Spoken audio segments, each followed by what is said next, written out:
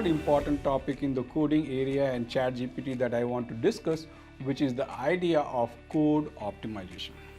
Now, typically when we as a coder write code, that code might not be optimized, and especially if you're a novice or a beginner coder, you might have concepts about for loops and other things which is important for programming, but that does not mean that your code is optimized.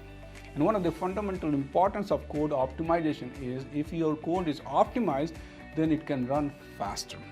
Now, this might not be important for small scale programming, but when you're dealing with large scale programming and where you have a large scale data set, or if you're dealing with data science or machine learning application, code optimization becomes very, very important when dealing with such large scale data sets.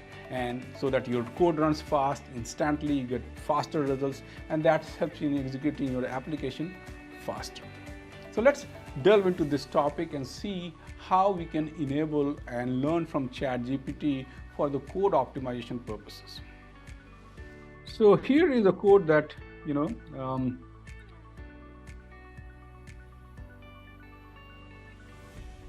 we write that is written, right? And we want to see if the ChatGPT can optimize and provide us a better code or optimized code for this version or not. So I will go ahead and I will go to ChatGPT and ask the ChatGPT to basically optimize this code, right?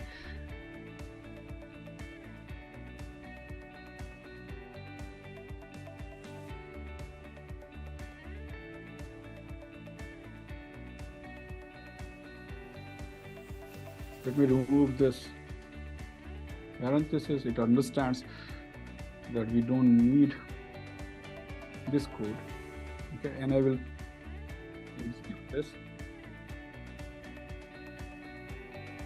So it tells us, first of all, that the contextual understanding of this is like, okay, we are writing a code for finding prime numbers, okay, within the range by making few improvements. Here is the more efficient version, right?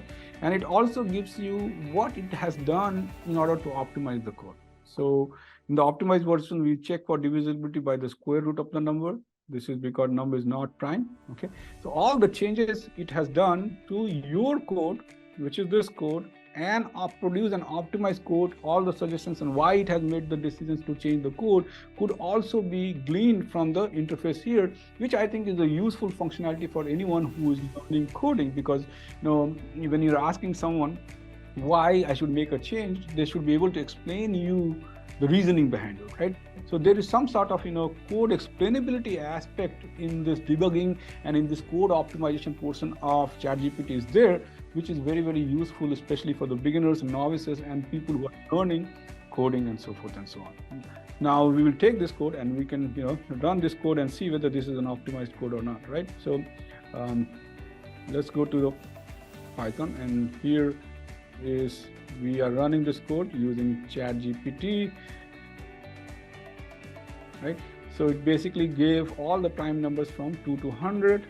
So this is obviously an executable code, and in fact you can compare if you change this range from, let's say, 2 to 1,000,000, right, and run this code for the unoptimized version and run this code for an optimized version, you will see the difference in the execution time, right? The unoptimized version will take a little bit longer time to give you the results, whereas the optimized version will give you results very, very quickly. And that is the main purpose of code optimization. And as you can see, ChatGPT could be also used for the code optimization purposes, where you can optimize your code and get dramatic improvement in terms of performance and execution time of the code itself. So this is one of the important use cases of ChatGPT. Let's move on to the final topic that I want to cover at the intersection of ChatGPT and coding, which is the topic of creating and generating complex functional code. So far, we have seen coding, where we are doing very trivial things like printing hello or doing arithmetic operations, but there are many complex functions that are typically needed for real-world application, which are non-trivial. Can we use ChatGPT to generate complex functional code? Let's see some illustrative demo which could showcase that it has the possibility to generate very complex functional code. Python code for calculating Fibonacci numbers, right? And this is like, you need a lot of for logic, and you need to also understand the algorithm and so forth and so on in order for you to generate Fibonacci numbers. It used to be, standard programming assignments in programming courses that I have taken at undergraduate, right? So this is a decently, complex programming assignment, and let's see whether the ChatGPT is able to generate this code or not, right? So if you go and just provide this input, the prompt that I'm providing is like I'm asking, generate Python code for calculating Fibonacci numbers, right? And again, we are not even giving anything to ChatGPT is like what is the algorithm or not. We're just giving a problem statement, which is like Fibonacci numbers, and then ask the ChatGPT to generate the results and print the results, right? Which is a fairly complex task, right? Because if you give this assignment to someone who does not understand Fibonacci numbers, the first thing that they will do is they will go ahead and study about it, and they will understand the algorithm, and they will code it. So all the understanding and coding for this complex problem, can ChatGPT do or not? So let me run this. As you can see, it will, here it's generating a code snippet that calculates Fibonacci numbers, and it also prints the numbers here. So it has generated a code block for a fairly decent, sort of a moderate complexity problem. And let's see whether this runs or not, right? So let's copy this code and let's go on to the, Google Colab, and we will try to see whether we can run this code block. Okay, so let's run this. So it automatically generated what is the 10th Fibonacci number, which is the 55th, right? I can change this to 15, 20, and so forth and so on, and execute this code. And as you can see, this code will give you, proper implementation of a Fibonacci numbers, right? So for n equal to 20, the Fibonacci numbers, sum of numbers is going to be 6766, which is the output of this code. So it is able to generate like, decent amount of, decent complexity code for fairly, decent algorithms, right? And so this is one of the other things that you can do is like you can generate complex functional code by just textually providing that information, what you want to code. It understands what you are asking for, and it generates a code for you. Let's continue this discussion in a slightly different application, and this is a little bit more involved application. If many of you might have, used this application before. So what I'm asking ChatGPT to do now is write a Python script that accepts user input that will be stored as a password, and the inputted password should be hashed and the print hash word to the user. Okay. So this is like when you're logging in, right? In any interface, you are basically, typing in your password and so forth and so on. So I'm asking ChatGPT to write that code, and let's see how that could be written in Python, and which is a fairly complex testing problem for many, developers and so forth. You have to write a login and user and password code for any web application or any application that you're writing. That's what I'm asking ChatGPT to do here. Okay, so let's go ahead and see. Go ahead and ask ChatGPT to write this code, okay, and see what it comes up with, right?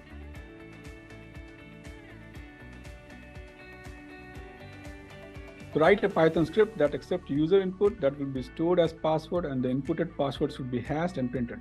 Okay, so what I say. So it will also, what I want this to be done is like when the user is printing, it should not be visible.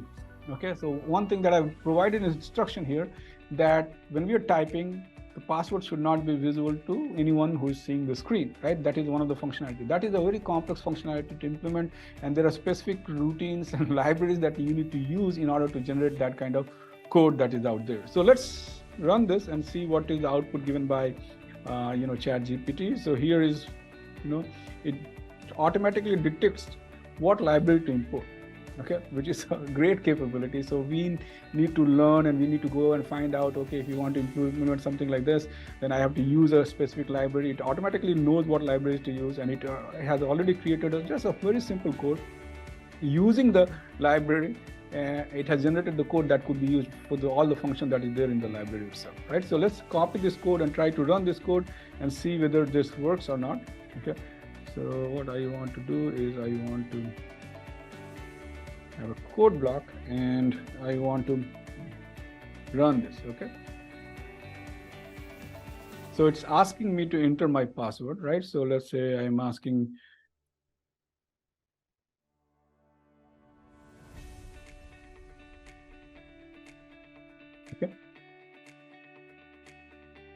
and it basically created this as a hashed password, right? So this is the task that I provided to the ChatGPT, and it has converted that into hash password. We can continue this conversation, and I can ask the ChatGPT to also write a version of the code where the user password is not available. So let me see whether it can do that.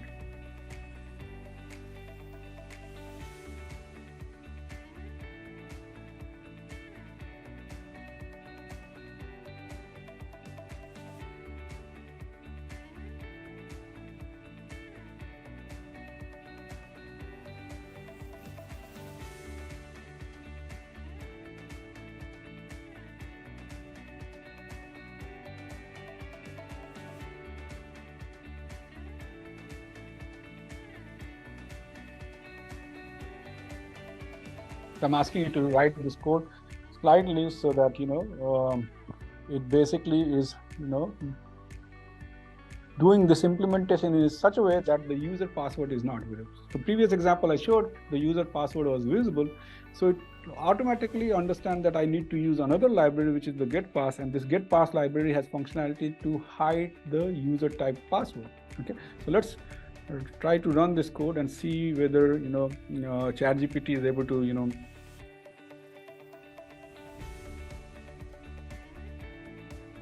So here is the new version of the code, okay? And let's see what is the output of this code, okay? So now it is asking me to enter your password, and I am entering your password, right? But you can see the password has been starred out, so it is no longer visible to anyone who's seeing or looking into the screen. And then once I input it, it converts into a hashed key.